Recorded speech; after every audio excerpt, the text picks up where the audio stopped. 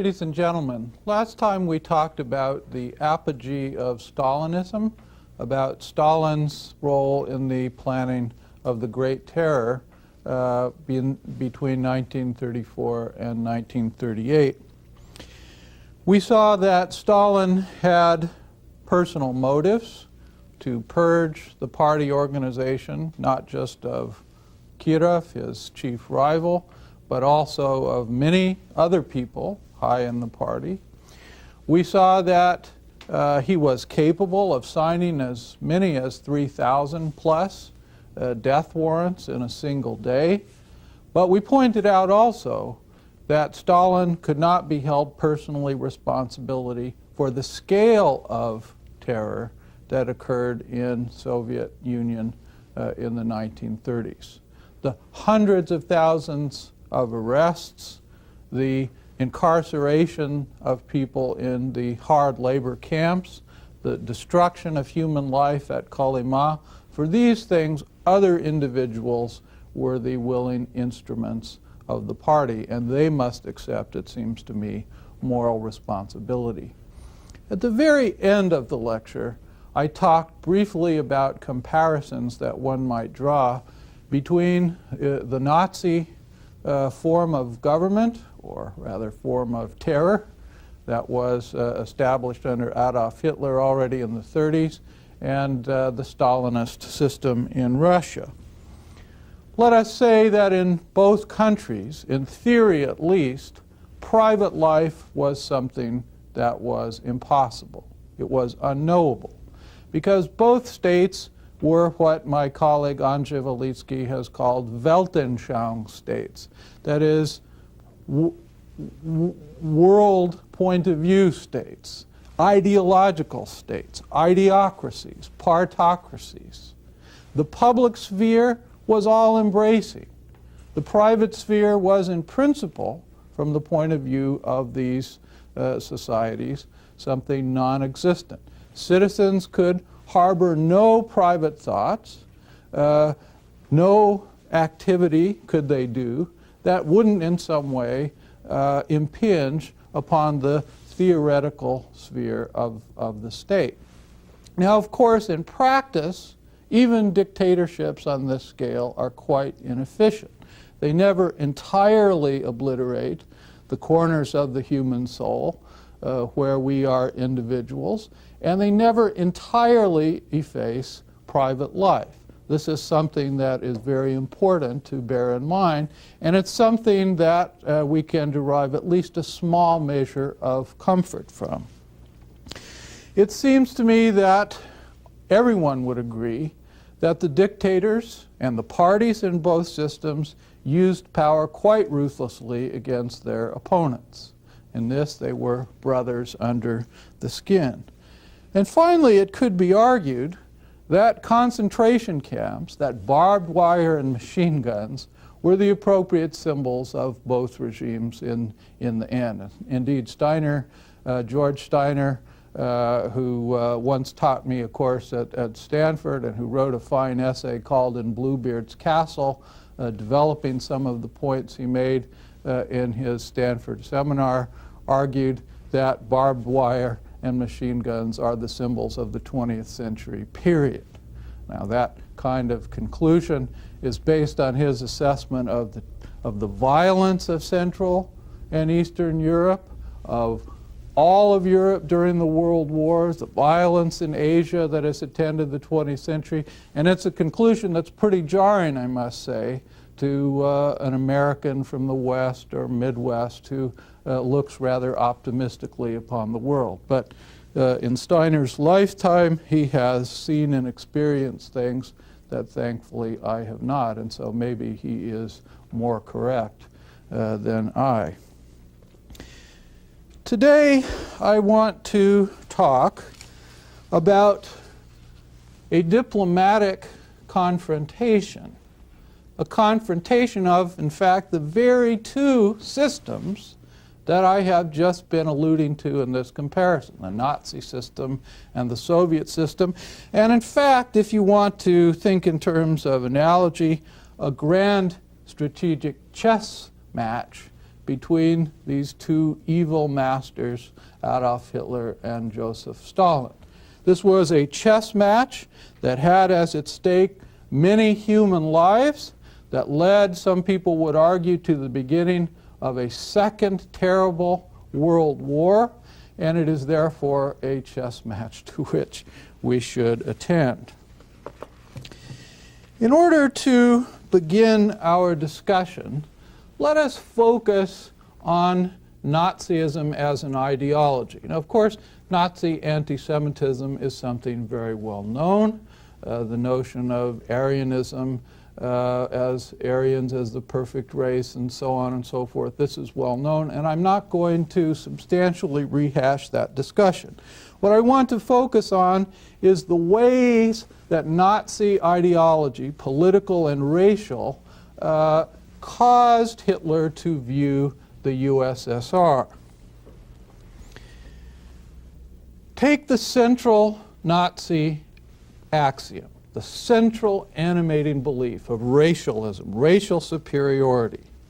This axiom meant, we know, the elimination of European Jewry. We know this from many sources, not least of which is Hitler's and the Nazi Party's actions.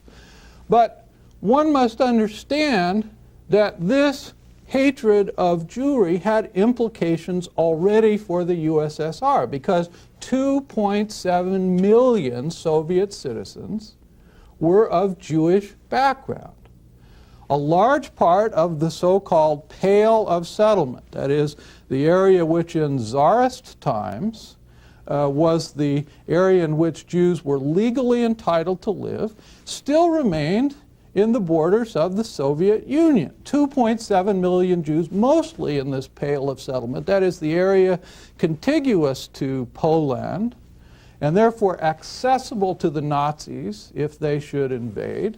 This was an area that was populated by Soviet citizens whose lives would be forfeit if Hitler had his way and managed to exterminate European Jewry.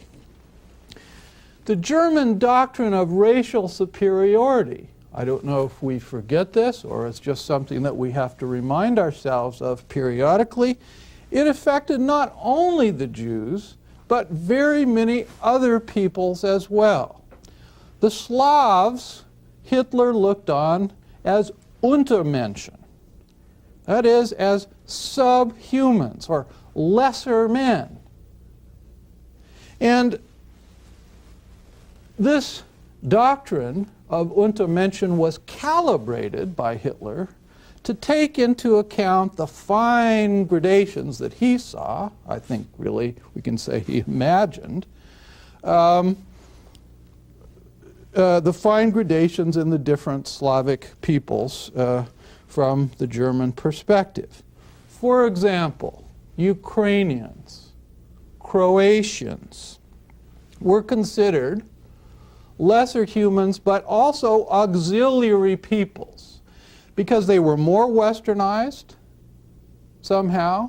They were racially different than some of the other Eastern Slavs, and therefore they could be permitted to exist as auxiliary peoples, as Hilfsleute, help people for the Nazi cause.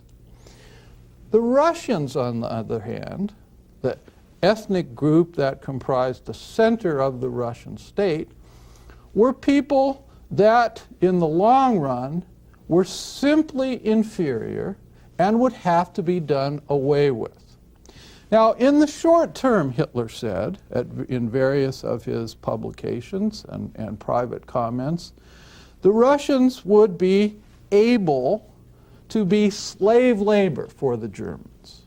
That is, when the Germans established their political suzerainty over the USSR, which Hitler thought they inevitably would, the Russians could be made to do menial tasks, building of homes, for example, manual labor, that would ease the way of the German colonizers. But at a certain point, Hitler's racial theory held, When the Lebensraum, the living room in the East, had been fully prepared by this slave labor, then it would be necessary for the German colonizers simply to eliminate the slaves. That is to say, we translate this again into human terms, that the fate that awaited the Russians as a racial group, according to the Nazis, was extermination. It would come not as swiftly as the extermination of the Jews, but it would come inevitably if Hitler had his way.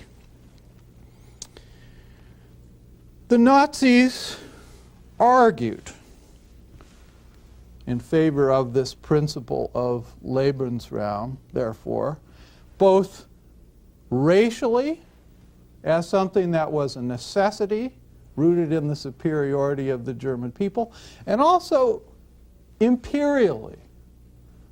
The German Reich, the Third Reich, was an empire. And this was an empire that was so powerful that it would have to expand. It was driven by its very essence, especially to expand to the East. Hitler thought, by analogy, to the great medieval German emperor, Friedrich Barbarossa, and of the German cultural and military Drang nach Osten, the march or the drive to the East. There was a sort of feudal and retrospective element to Nazi ideology that perhaps we lose sight of. Hitler styled himself a kind of Germanic knight, someone in the tradition of Friedrich Barbarossa, and someone who would achieve the destiny in the modern world that Frederick had attempted to achieve in the medieval world. Now, all of this that I have discussed was no secret. Hitler spelled it out in Mein Kampf. He spelled it out in various speeches. He published it, he pointed it out, incidentally, in his second book, which was a manuscript that was unpublished until after the Second World War. He pointed it out to his generals in 1937 in the famous Hossbach Memorandum, where he told the generals that Germany's destiny lay in the East, and the achievement of this destiny would inevitably require war, and war against Russia was part and parcel of the plan. Well, is there any doubt then that from Hitler's perspective, the world was too small for the Soviet Union and the Nazi state? One or the other would triumph, and of course in Hitler's mind it would be the Nazis. Now, given this racial and imperial hostility, and also ideological hostility, Hitler associated Bolshevism and communism with Jewishness. This is, to us, one of the most irrational elements of his thought. It's like a parody, a comic book, that Hitler held that the Soviet state and communism which it represented was in fact a Jewish infection. Now you say to yourself, well, let me see here. How can this be? Stalin was not Jewish. Lenin was not Jewish, although it is rumored that perhaps one of his ancestors, one of his grandparents might have been Jewish, but that was not known to the general public. Of course, the first nominal head of the Soviet state, Yakov Sverdlov, had been Jewish, and Trotsky had been Jewish, but these were people that were long ago removed from the scene. Actually, if you want to count and be technical about it, about a quarter of the Bolshevik leadership was of Jewish background, and these were people who came to Bolshevism, incidentally, because of Tsarist anti-Semitism. They joined the revolutionary movement for perfectly rational reasons. There were lots of Latvians, in Stalin's case Georgians. There were people of every nationality that were involved in the... So what I'm saying is Hitler's association of Judaism and Bolshevism was something irrational. But nevertheless, sometimes in politics, perception is more important than fact. Even illusion in this case, or dream, evil dream of Hitler is more important than the reality. Well, in light of this ideological, as well as all the other kinds of hostility, what was Soviet policy towards the Nazis?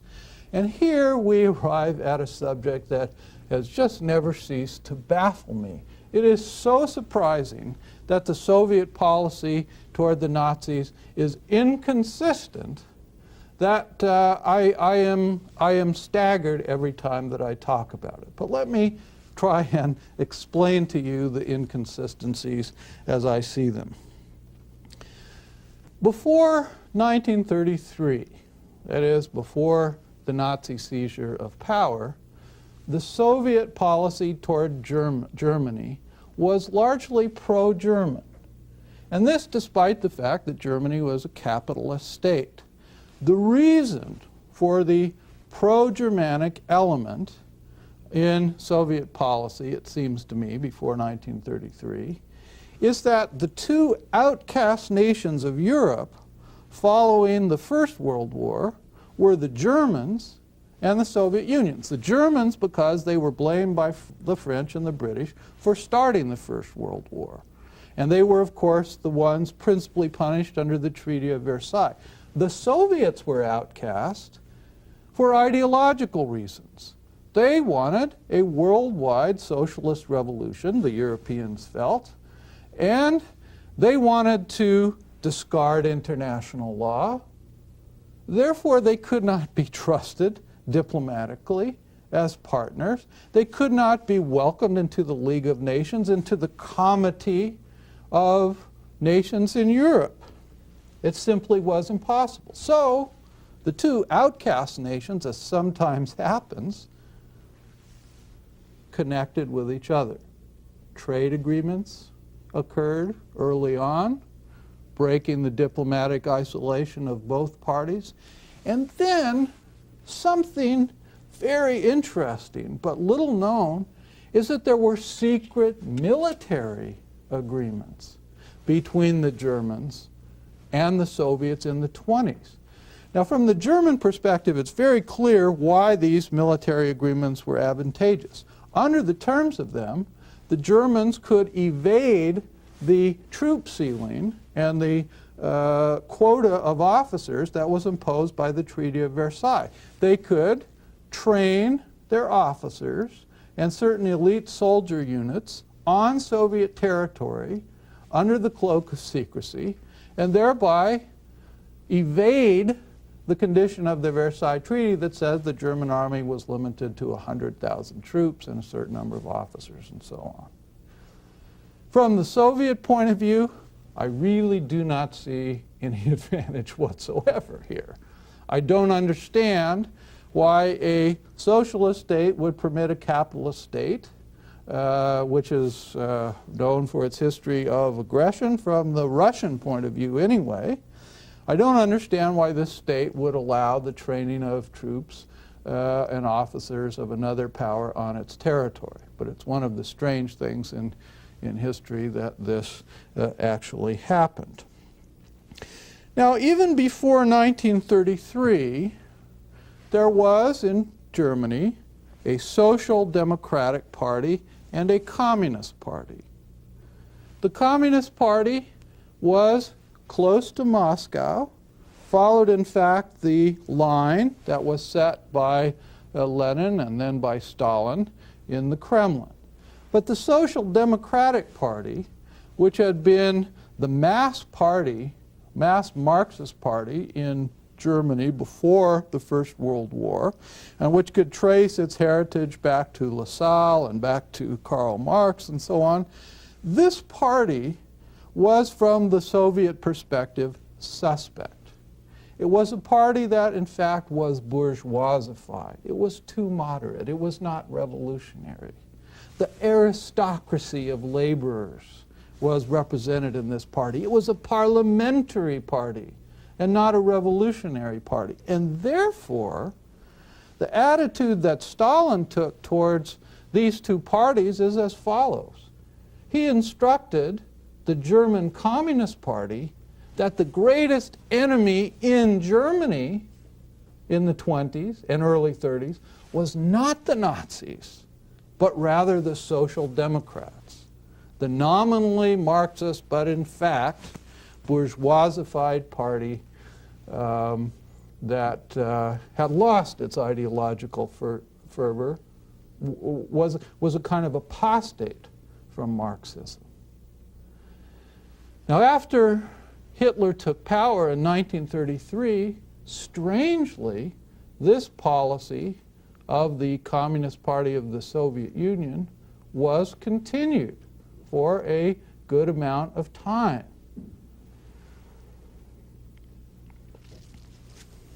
Robert Tucker, Princeton historian, has accused, in fact, Stalin and the Soviet Party of aiding and abetting the Nazi seizure of power.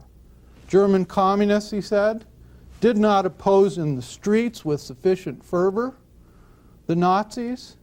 In fact, they directed their competitive energies toward the Social Democrats. And even after the Nazi seizure of power, the attitude that the communists took was, the worse the better.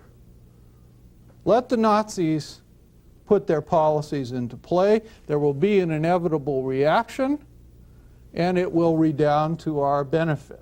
So the worse for the Germans, in the long run, the better for our cause, the communist cause. Now, Stalin's comparatively friendly policy toward the Nazis was bitterly criticized by Trotsky from abroad and by Nikolai Bukharin at home.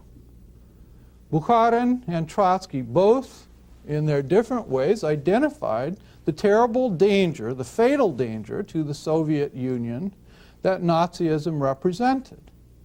And they worried about this in public articles, in the case of Bukharin, and in speeches and articles delivered ad nauseum by Trotsky in his various publications. Stalin finally reacted to this criticism and changed party policy around 1934 in the middle of the year. So a full year and a half roughly had elapsed since Hitler took power before Stalin changed Soviet policy. The policy that was adopted by the Soviet Union in May of 1934 and remained in course more or less until the summer of 1939 was a policy of the so-called Popular Front. Now, what this policy amounted to was this, that now that it was recognized that Nazism in Germany and fascism in Italy were really dangerous, that it would be in the interest of communist parties in Western Europe to collaborate with social democrats and liberals, in fact, with every opponent of Nazism and fascism. Hence the term Popular Front. Everybody amongst the people who stood against fascism was a part of this broad coalition or front of left and center parties against Nazism. So this was a break in the previous policy pursued by the Soviet Union, and one says to oneself, oh, well, finally, Stalin sees it, and he is embarking on a rational policy. Except that in summer of 1939, another volte-face, another change of face of 180 degrees. Stalin and Hitler initiate negotiations, and these negotiations conducted by Ribbentrop on the German side, the German foreign minister, and Vyacheslav Molotov on the Soviet side. He was the Soviet foreign minister put in charge just at this point for these negotiations. These parties negotiated the terms of the famous Nazi-Soviet Pact, or Molotov-Ribbentrop Pact, as it is often called. Of what did the pact consist? Well, formally speaking, that is, the announcement to the world, was sort of anticlimactic. There was a 10-year non-aggression treaty that was signed by these two parties, and terms of a small trade agreement were published as well. What was important about the Nazi-Soviet Pact wasn't this, because Hitler had by this point signed and broken several non-aggression pacts with other countries. So the non-aggression portion of this famous pact amounted really to very little except advertising. The heart of the pact, the point of the negotiation, is to be found in the so-called secret protocols of this pact. Secret because they weren't published for a long time, and as late as 1989, the Soviet Union denied the very existence of secret protocols to the pact. And there was incidentally a flurry of activity on the part of historians who were deputized by Mr. Gorbachev, and then also historians in this country and Germany, trying to find the original text of the pact in the archives. What did it say? It said that Eastern Europe would be divided into spheres of influence. Poland, first and foremost, would be divided along the line of the Vistula River between a Nazi zone and a Soviet zone. And later, at Stalin's suggestion, this line of demarcation was changed to the so-called Curzon line that more closely corresponded to demographic boundaries. Other areas of Eastern Europe were to be divided as well. So Finland, Estonia, and Latvia, as well as portions of Bessarabia, would be incorporated into Soviet spheres of influence, and the rest of Eastern Europe was to fall into the German zone.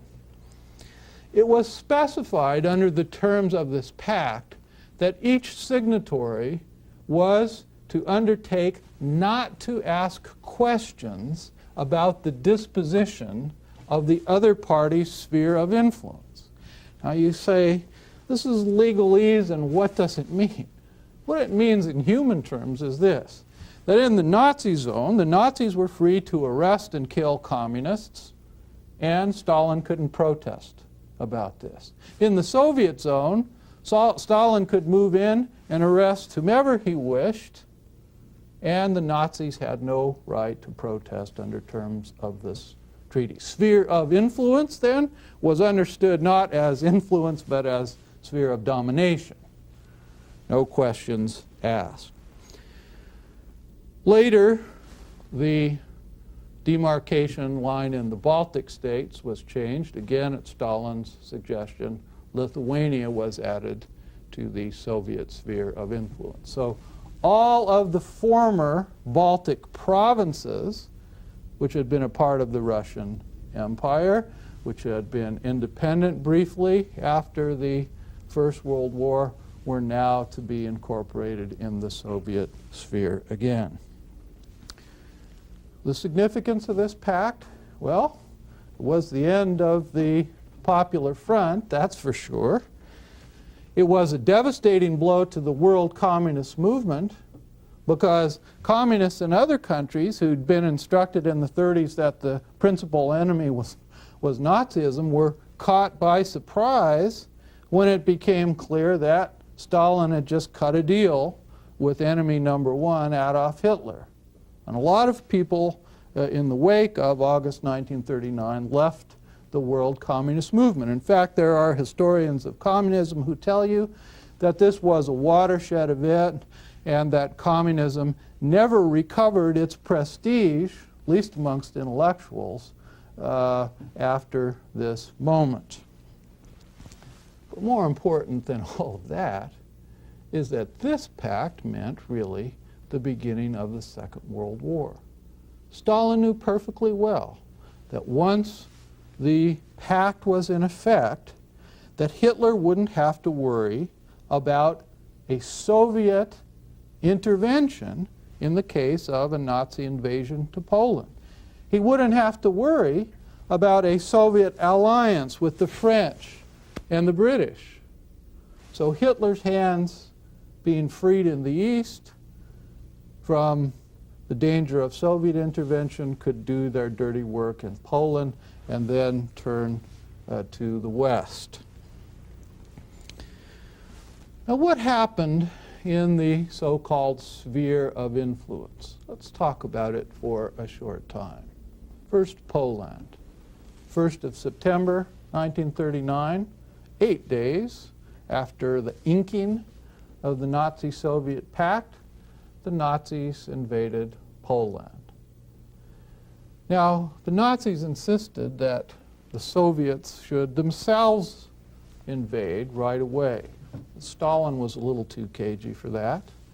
He said, no, let us wait until German troops advance into central Poland, and then we can intervene and we can instruct people that our intervention is motivated by the desire to protect the eastern part of Poland from the Nazis. Well, so the Soviets waited till the 17th of September. They invaded Poland from the east. From the Polish point of view, this was a terrible thing. The Poles were caught between their two historical enemies, the Germans on the one hand and the Russians, call them the Soviets, on the other hand, and they were squeezed to death in the vise.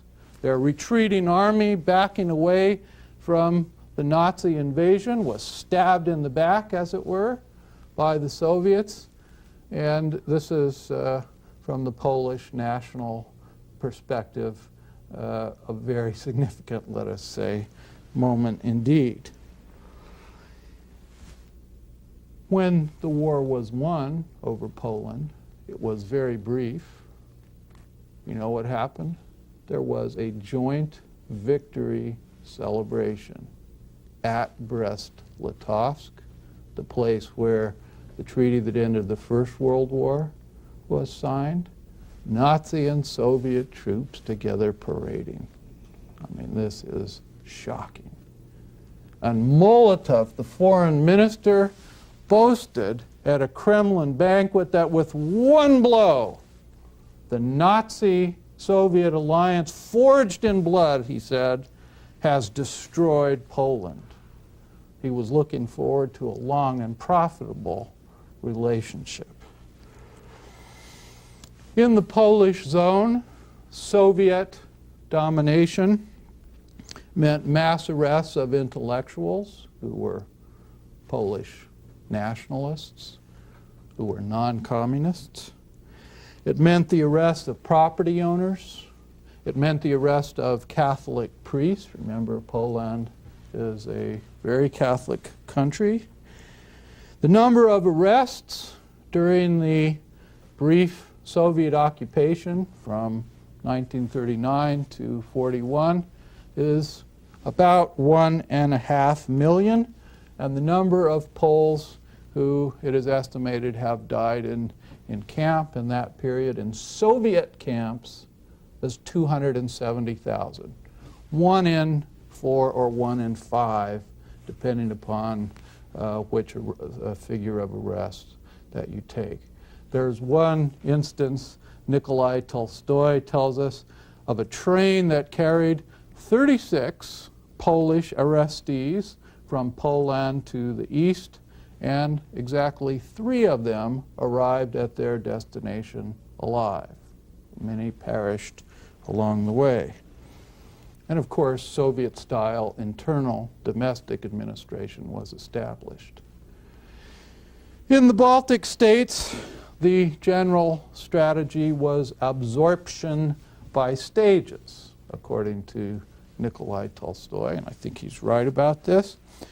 First, the Soviets negotiated the right to put air bases or army bases in the Baltic states, one by one.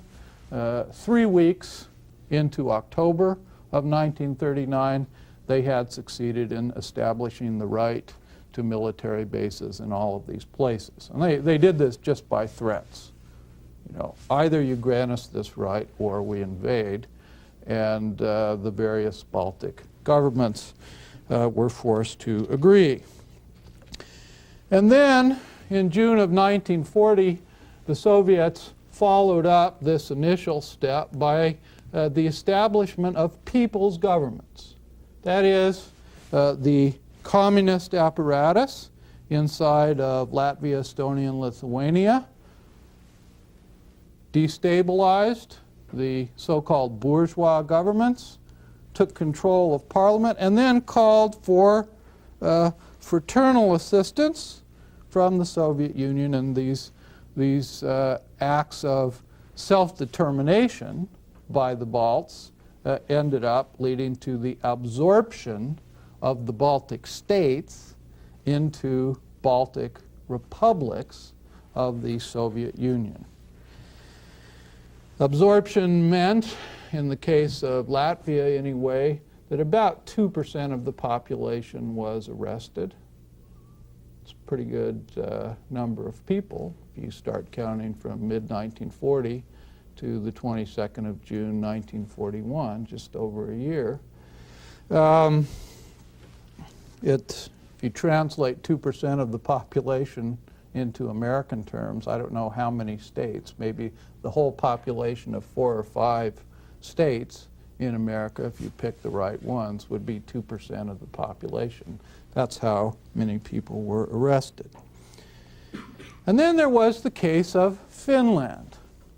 Now, Finland was a different case than the Poles, who had been invaded by the Nazis and had them to contend with, and different from the Baltic states, which had had only a brief period of independence. Finland had had its period, at least, of nominal independence. Even in the 19th century, when it was under the Russian crown, it had domestic administration that was substantially autonomous from that of the Russian imperial administration. The Finns were a proud people. They had their own culture, as the Poles did, and so on and so forth. But this proudness in the national culture was accompanied also by an insistence on defense of the culture by arms. And so when the Soviet government in 1940 requested that Finland surrender to the Soviet Union parts of Karelia, for example, and give the Soviet Union the right to establish military bases in these areas, the Finns rebuffed these requests. And so, to Stalin's surprise, as he ratcheted up tensions with Finns to try and push them by threats, all he got was greater and greater resistance. Ultimately, what had to happen, if Stalin was to have his way, was that he would have to fight.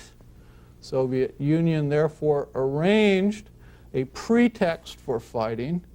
There was a bombardment of a town on Soviet territory, followed by the Soviet invasion of Finland and the so-called Winter War. Let me linger for just 20 seconds on this bombardment of the Soviet town. I need to convey the reality here again. Can you imagine a government in daylight hours bombarding a town on its own territory and killing its own citizens to have a pretext to go to war? I mean, if aggression is the point, just cross the border. But this kind of game, this unbelievable, distasteful, cynical game, was what was being played at this time in Europe. Now, unfortunately for the Soviets, the war didn't go very well with Finland. It revealed the weakness of the Red Army. It revealed that the Red Army was not, at the moment, led very well. Now you ask, how can that be? The powerful Red Army not led so very well? Well, the answer is look to the purges.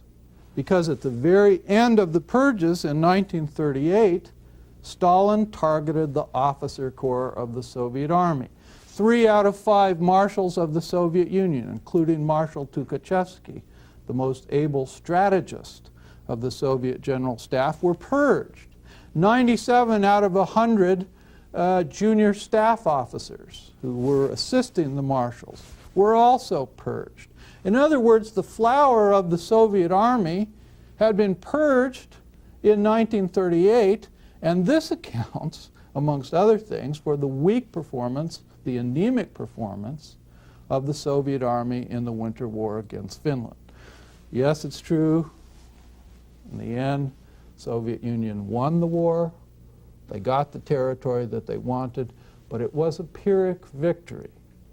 The Germans, and Hitler especially, carefully watched the military performance of the Soviets in the Winter War.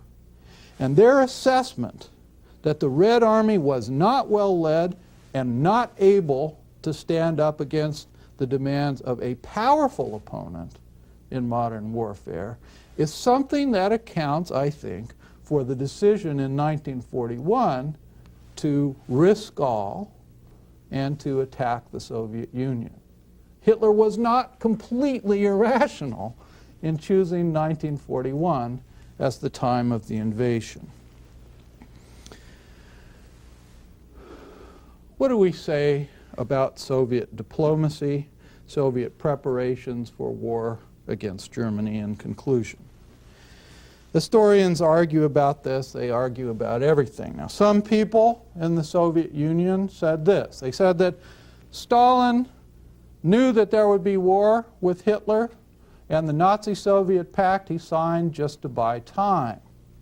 And he used this time to establish control of the sphere of influence, to ready the Soviet Union defensively for a war against the Nazis. It's just that he got the timetable of the Nazi invasion wrong.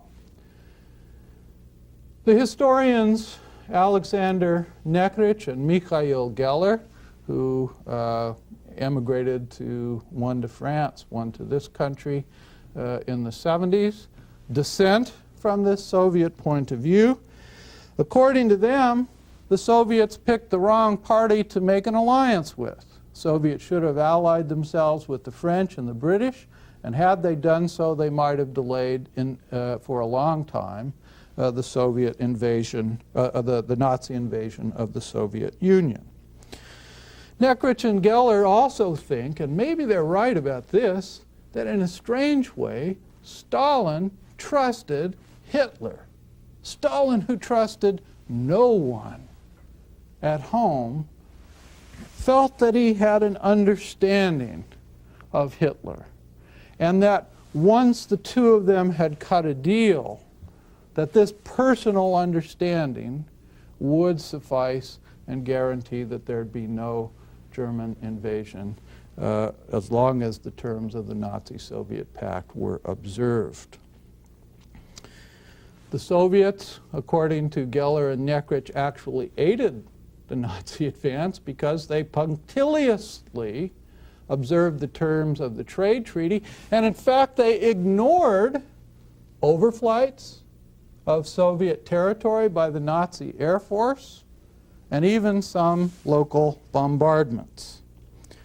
Nekrich and Geller point out that the Soviets squandered time by their ill-prepared defense attack on Finland, and they point out that the Soviet leadership ignored many warnings of invasion that came from reliable Western sources. This is something that I will take up next time. Thank you very much.